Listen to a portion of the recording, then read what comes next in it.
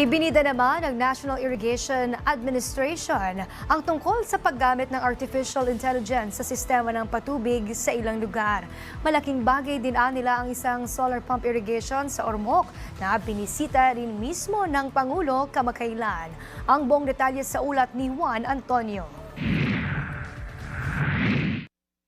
Mismong si Pangulong Ferdinand R. Marcos Jr. ang pumunta sa Ormoc City upang personal na mainspeksyon ang bagong gawang RM-TAN solar pump irrigation na inaasahang makakatulong sa patubig sa nasa mahigit 100 ektaryang lupain.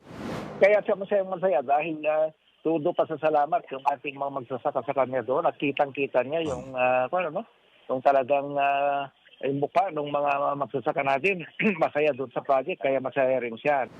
Nais ring gamitin ng NIA ang teknolohiya para sa bago at modernong patubig sa ating mga magsasaka.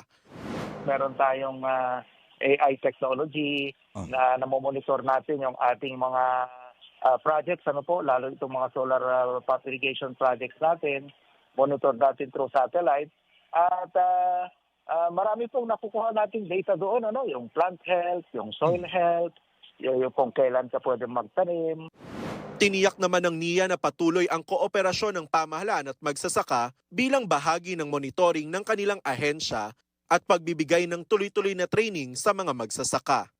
Kaya naman umaasa ang NIA na tataas ang budget nito sa susunod na taon bilang tugon na rin sa hangarin ng Pangulo na suporta sa sektor ng agrikultura at pagpapababa ng presyo ng bilihin, partikular na ang pagkain. Juan Antonio, IBC News.